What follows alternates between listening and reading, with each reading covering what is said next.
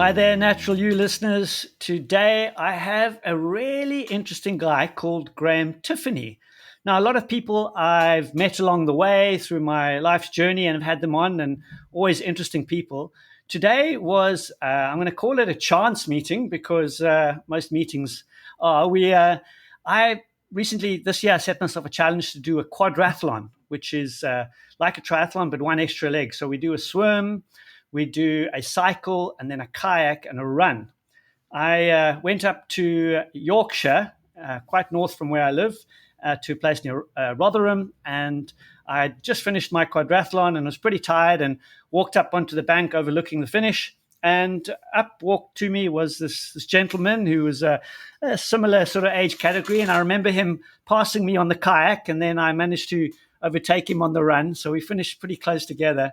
And he came up and sat next to me, and we just started talking about the event. And then it shifted to a conversation. I was bemoaning the fact that I had to go and pay to swim in a lake, which wasn't about the money so much. It was £8 to swim in a local lake near where, and I don't like having to pay to access nature. And Graham echoed that sentiment, and then so we connected on that and just started talking about nature and into his work. And I just realized he would be a fantastic guest on the Natural You. So welcome, Graham, and thank you for joining us. Yes, I'll probably point out to listeners that I am in an older category to you, Tim, and it's probably worth saying that I deserve a bit of a break when it comes to the run leg because I've got a new knee, and of course this is part of my story. Really, I was a fell runner for 40 years, and I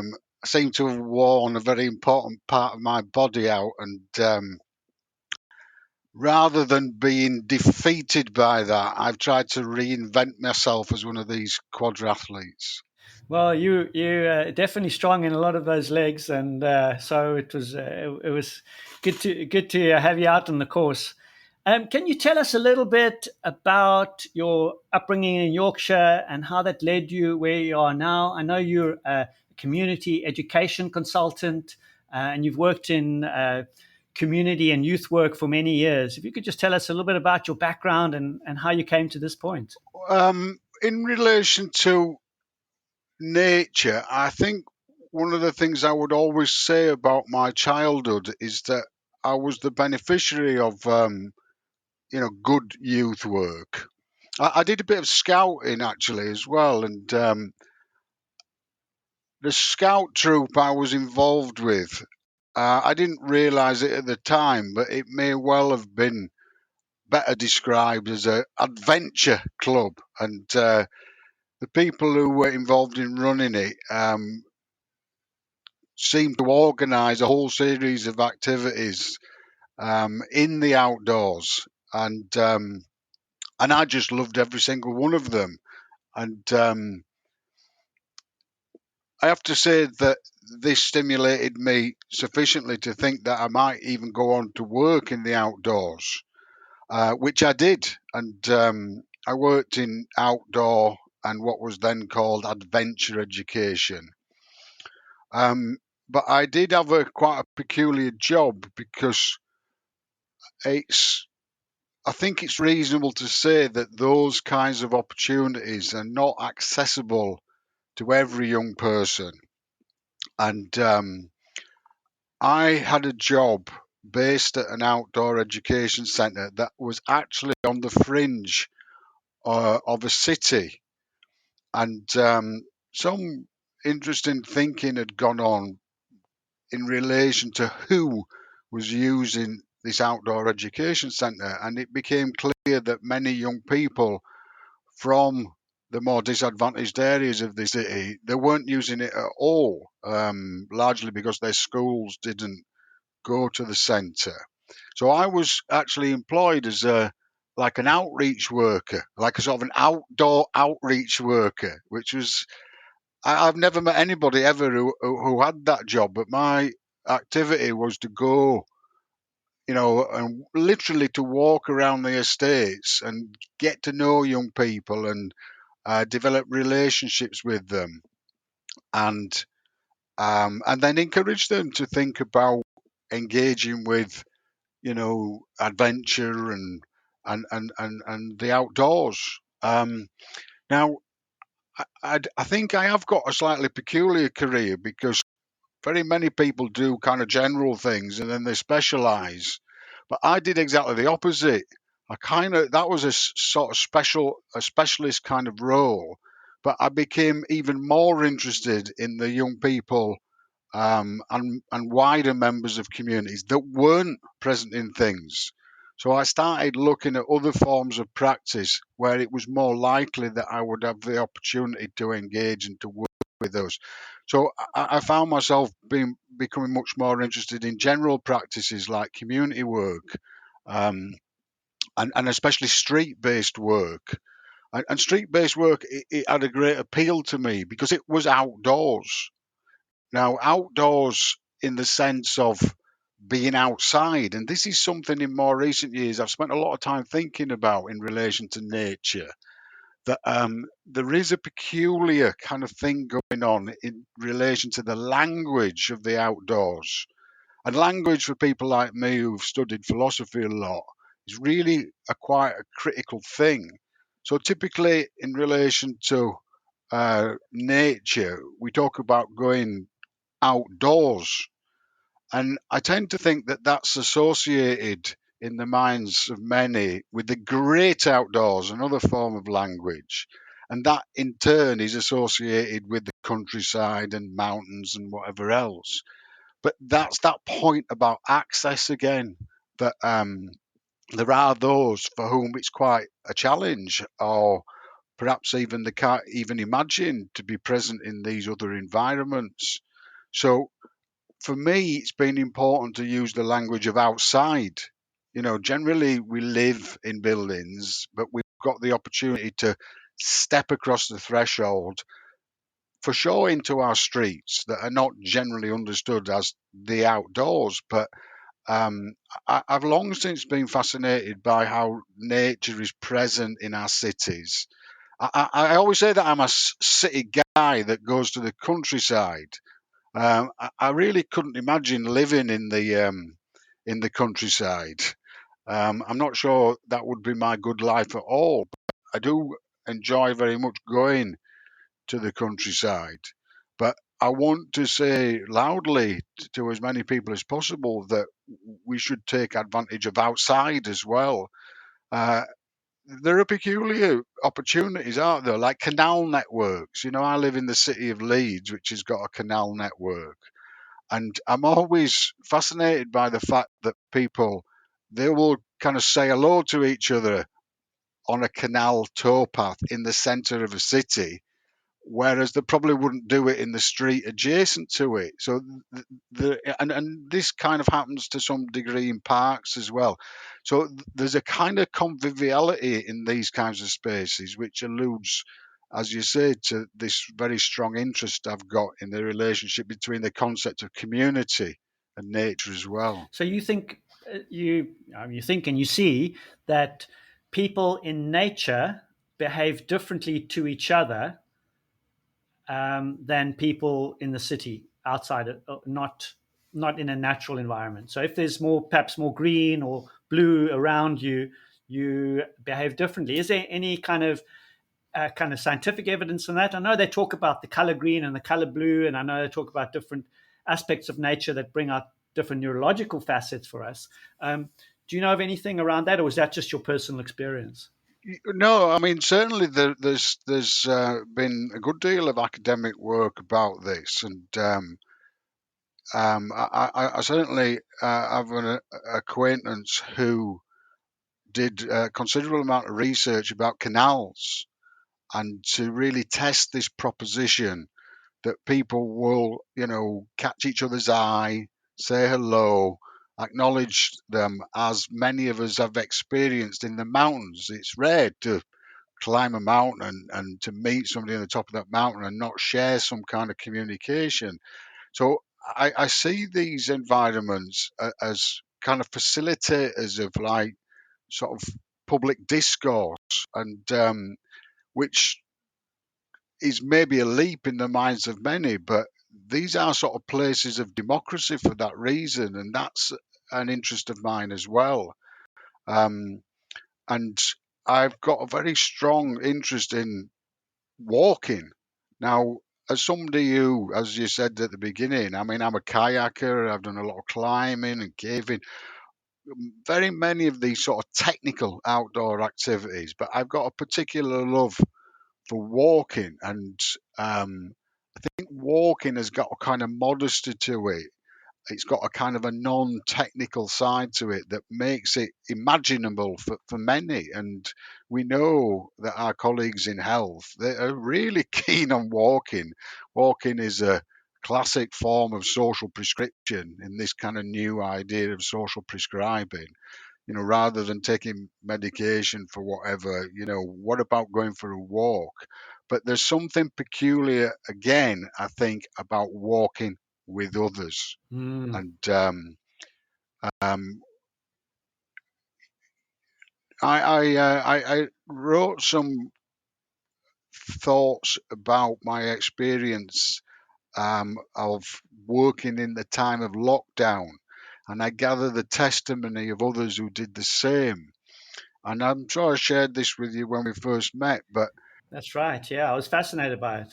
yeah, it was fascinating to me that social workers, for example, had been told they couldn't meet the people that they worked with in offices, which would have been a typical environment for those kinds of meetings. So many of them just said, well, we'll have to meet outside. And for many, it was natural to say, well, okay, well, let's just go for a walk. But the testimony that I gathered from all over Britain was that many of them said that their relationships with those that they were working with had been enhanced by being outside and walking together. And I have a very, very strong academic interest also in geography. I think geography really is a fascinating discipline for understanding the world. Geographers have got particular interest in space and place, but also in mobility. And a particular reference that I heard quite a number of times that are sufficient to want to write about it was people were saying that there's something different about walking in that we historically, as social workers, for example, had always been told that the best way to talk to people was to talk to them face to face. Whereas actually, when we walk, our conversations are side by side. I love that. I And love that. having worked on street work issues around the world and internationally, for example, French colleagues, they talk about this movement with people, especially outside, as a form of accompaniment, a sort of, and which has got a value base of solidarity. And the very act of walking with somebody is to show solidarity to them. And I think these are kind of part of the philosophy and politics of being outside and in nature that really make for fascinating conversations. Um, and that's exactly kind of what's happened in the philosophy walks that I run, um, which was really just a kind of a crazy idea I had one day to say, well, I'm interested in the outdoors. I'm interested in walking because I am a mountain guide. And, what if we were to combine philosophy with walking? And people come from all sorts of different backgrounds and they talk about this sort of love of being outside and outdoors. But they also talk about how uh, in many of their cultures, it's not really kind of accepted that it's really good to talk in these kind of exploratory ways. And so, even that word's of interest to me. Adventurers explore, Mm. and that's a kind of a physical concept. But the idea that we can explore ideas stimulated by being present outside and outdoors is a fascination to me, also. I'm going to write that down. Stimulated by being outdoors.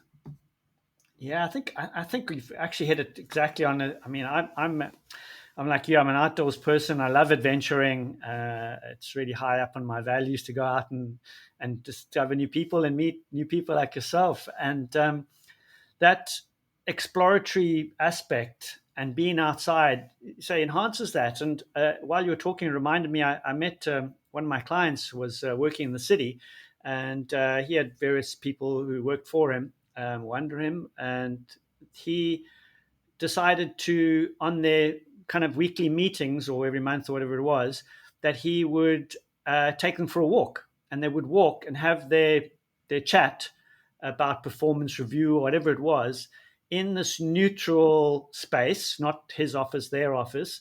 And they would literally, like you say, be side by side. So they were more colleagues than, in that kind of adversarial kind of role opposite each other. And so we walk that path together. And like you, I mean, I haven't worked in that sort of concept, but walking, I've always found that you have such stimulating conversation. You're walking in a group and you chat with one person, and you might just go along a topic and talk about things that you've never even thought about before. And it does, that mere act of walking and being outside stimulates a certain deep part of our psychology thing, I think. Typically, I mean, there are many people out there who would identify, as I do, I think, to some degree, as a practical philosopher. Typically, those that work in buildings, and an example of that would be people who do philosophy for children in schools and in classrooms. They spend quite a lot of time uh, creating, identifying, bringing stimuluses, provocations into the classroom, with the view that these will then stimulate conversation. But one of the extraordinary things about, and I've done that myself many, many times, but one of the things that I find most fascinating about the outdoors is that they come to us. They come to us naturally. And I've got so many stories, many of them that I've documented, of chance encounters and things that happened that stimulated conversations. But I do want to say it's important to have some kind of commitment to the facilitation of these conversations, because there are those, perhaps in great numbers, who, and I think this is a reflection on my own culture, where people who started asking questions were told, well, we don't really talk about these kinds of things. And, I've read many books about the lives of famous people who were told that, you know, when they were children, that they hear their parents and their parents' friends in deep conversation, and and it really wasn't like that for me, which is not a criticism of, my upbringing. My mother had an awful lot of children, and there were other things to be getting on with. But philosophy created, in my mind, for the first time, the sense that there were people who wanted to talk about these, what I thought were really interesting questions. That some people said, well, we don't talk about these kinds of things. And so you have to create a kind of a sense that it's okay to talk about these things. So some of that is just, as you say, to build upon the kind of natural conversations that do occur, but almost to catch them, and to give them more time and to give them more space.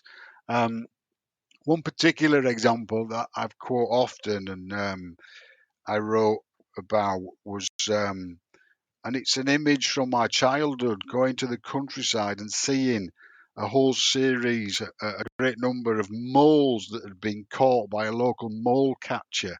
And I don't know whether that's something that exists in all parts of Britain, but the mole catchers will hang them on a piece of wire. And I was always taught as a child that this was to discourage further moles from um, chewing up the farmer's field or whatever.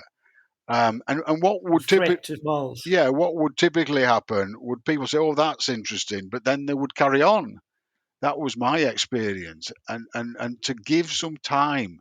One of my favourite questions from practical philosophy is to ask people, what questions does what we see, what we feel, what we hear, what questions come to mind? Not what is the answer to this question, but to give the authority to those that we're working with to create the questions themselves.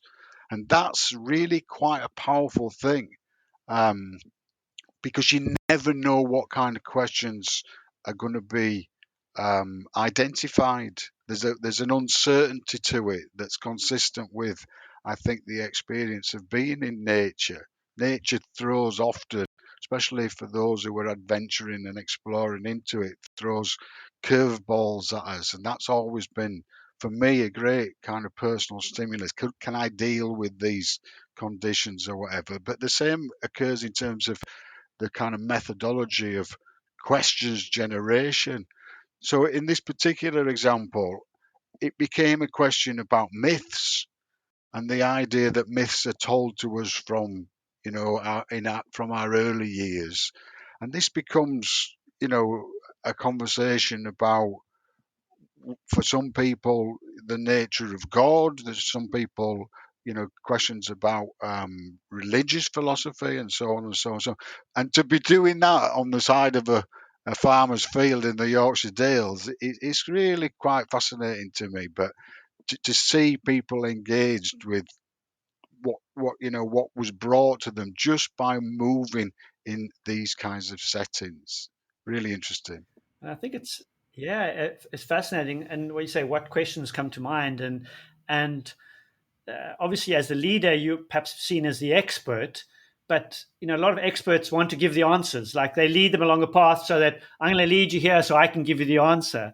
And I know because we want to be right and want to be important. And so for you as the guide, not just the physical guide on the land, but the physical guide of the conversation, to to keep asking questions and steering the questions and letting them come to their conclusions. You must have a very open picture of what the purpose is. Yeah, I mean, I do say that I do think I've got an inclination to be like this, but I've had good professional training. I don't think I would have made a good school teacher, for example. But community education was a place where, just by its very definition, uh, it was for us to discuss, to enter into conversations, to negotiate what people wanted to learn. And that's always been a natural process for me. So the connections with philosophy are great. I think about Socrates and Socratic questions, Socratic methodology, this idea that, we can support people's learning just by asking good questions rather than giving answers or whatever. And so many of these questions, of course, philosophical questions, by definition, they are questions for which there is no definitive answer. And I think that speaks to nature as well. There's a science to nature which is absolutely fascinating, but there's another kind of paradigm. It throws us questions about morality and ethics. And, in recent years, I've become very, very aware of how many people who want to speak about, you know, well, like the politics of our relationship with the natural environment, Mm. and these very important issues about climate and the environmental emergencies and whatever.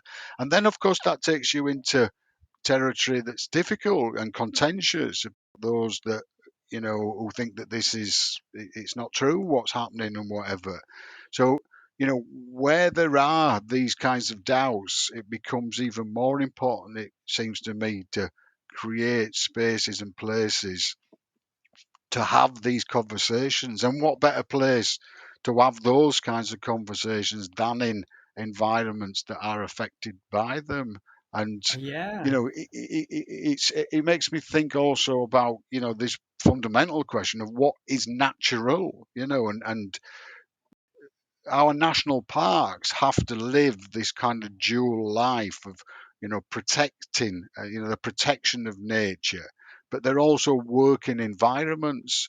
So, there's a whole series of values conflicts going on.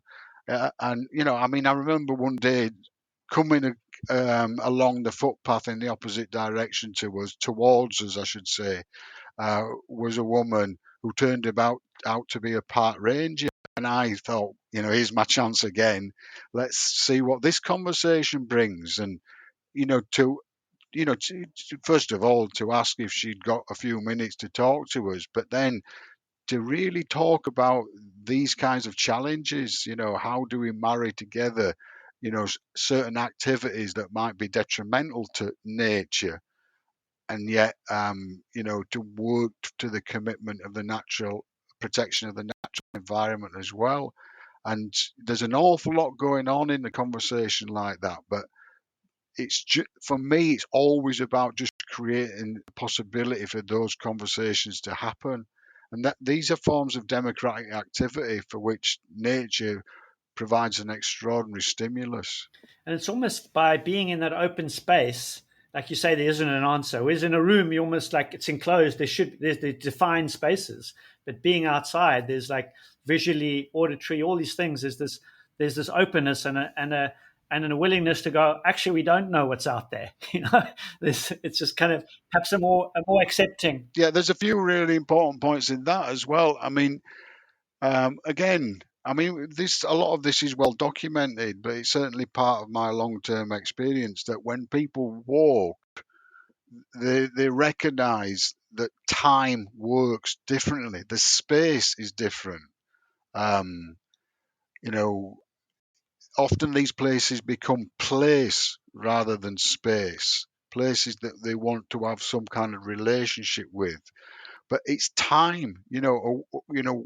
Very many people live in these kind of busy lives and whatever, and to have time for reflection is really a great challenge. But when people say I'm taking a day off because time works differently, when I'm out walking or whatever, I think that's so very, very important. And you alluded to people who've recognised. You've got a thing called walking meetings now, haven't you? And that's interesting. But Yeah.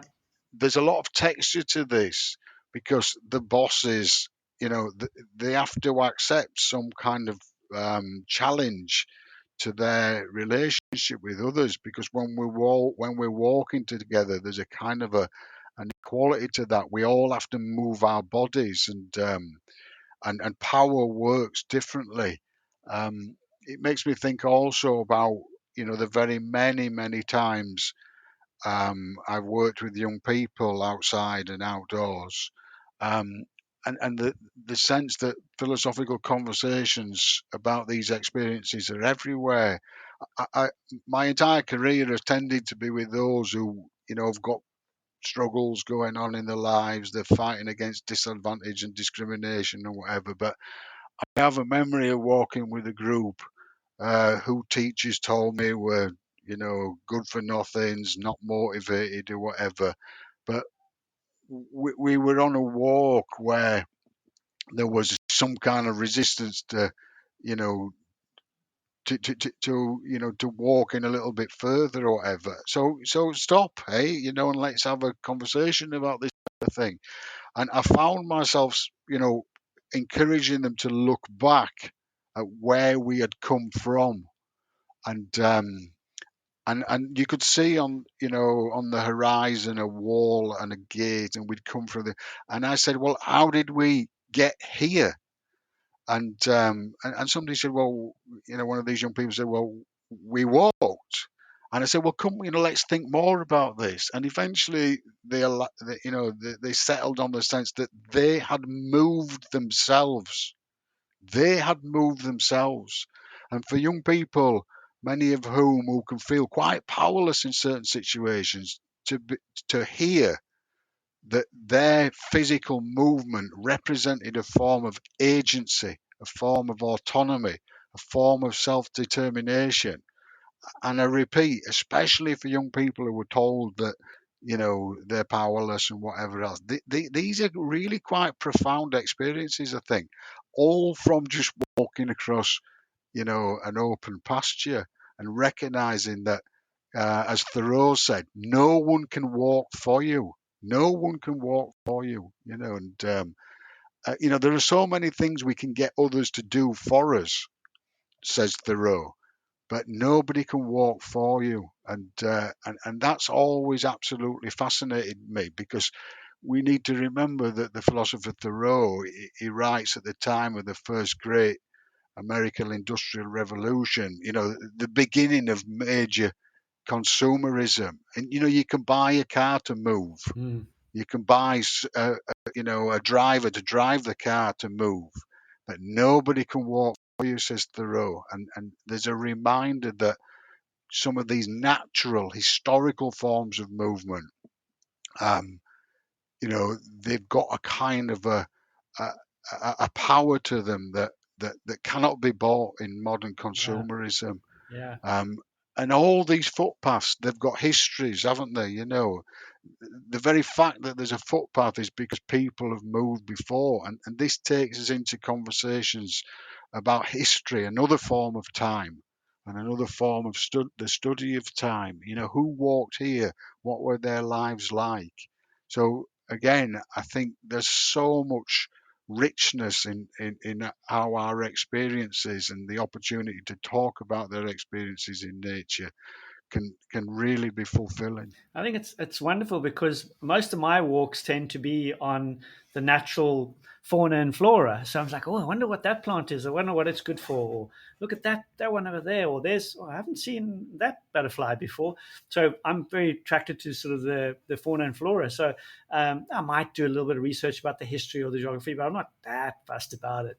So having someone who can guide that for people and lead to different conversations, I think is wonderful. And having you lead that is amazing. Um, if we can just kind of segue a little bit back to access to areas, we kind of touched on it right at the start, and um, I know that certainly in the UK and other countries, you can only get access to certain natural spaces. And you mentioned, nature in the city and nature around us. I'm thinking of more kind of natural environments. You spoke of parks, and we've got common lands here. And but there was in the UK. I remember there was a thing called the Kinder trespass, and where people were denied access to land. Said, no, this is our birthright. We all humans should have access to nature. And so the very act of having to pay or not being allowed to go into certain areas, um, for me, is a massive challenge. Because if someone said to me, "You can't climb that mountain until you've paid 50 quid," I would I would have a hissy.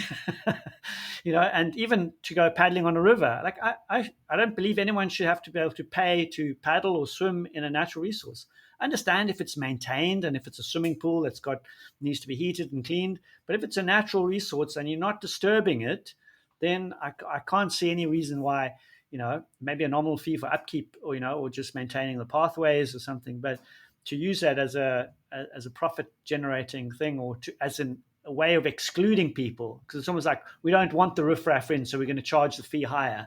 Um, Really is deeply against the grain for me. Yeah, I mean, you pose an interesting question. I don't think that the question's got lots of different dimensions, and certainly I've discussed it from many different kinds of perspectives. So it becomes important, philosophically at least, to take a broad understanding of the kind of concept of access. I mean, if I'm backed into a corner and somebody asks me, what is philosophy and what do philosophers do, I tend to come back by saying, well, philosophers are really interested only in two things. You know, what does this word mean? And we spend a lot of time talking about what words mean. And subsequently, once you've kind of worked out what words mean, then what's the values associated with this. So in this particular example, it becomes about access. And I mentioned before that there's kind of an access thing going on in our minds. And I've spent really quite a lot of time trying to encourage black and brown people into the countryside, and many of them told me they never felt like it was their place. Now, that's a very different kind of question from the economics of the natural environment. And I recognize absolutely that there are spaces and places where if you don't pay, you're not getting into them. And I know that the country that you grew up in, you know, I remember well in places like the Drakensberg, the kind of bureaucracy of getting forms and paying a fee to get into the parks to go walk. I couldn't believe it because, I'd been brought up in a culture where, a good deal of the outdoors was accessible to me. Of course, until you start doing further research and you find out that I think only 7% of Britain is accessible to everybody. The rest of it's privately owned, and as much as other environments are privately owned. So there are good questions about these kinds of things. But again, it's the nuance, isn't it? How are these environments maintained? Are we paying in other ways? When I talked about philosophical questions about the politics of the natural environment, I think about the sewage in our rivers. I think about the activities of people, Yeah. off our shorelines on the coast who are bottom dredging. I think about what's going on with Scottish salmon farming, which is a very personal story of mine. Sea kayaking out into a loch and, leaning over one of these cages and just seeing so very many, dead fish and thinking, what's happening here when I've been told that Scottish salmon is one of the finest delicacies in the world, when actually, there's an awful lot going on that's really quite awful. Um, so there's something here about a process, I think, and that's very much part of my work in community philosophy. The questions that are generated by people stimulate thinking and conversation and dialogue and inquiry. But I always feel it's reasonable to say, what now? You know, let's consider whether or not the conclusions that we draw might be acted upon. Of course, if people say they don't want to do that, that's fine by me as well. But an awful lot of my work, it results in people saying, well, maybe there's forms of action that we can take. So getting involved, as our ancestors did on Kinder, and as our friends and relatives um, have done recently in Dartmoor, taking forms of actions to keep this kind of conversation going about fundamental questions about, who owns the natural environment, how should it be cared for? Is it reasonable to exploit, and so on and so on. This is all part of this kind of broader and deeper commitment that I've got to try to bring as many people as possible into these conversations. This is a kind of a Deweyan understanding of democracy. Democracy is not something that exists purely in the case of the UK in the House of Commons. It exists, on footpaths, in countryside, on street corners. It exists at the level of civil society, and I do worry about democracy an awful lot. But in this raw form of democracy being related to the demos and kratos, um, the power of the people, the if we can use whatever stimulus to encourage conversations about these questions, we should do that.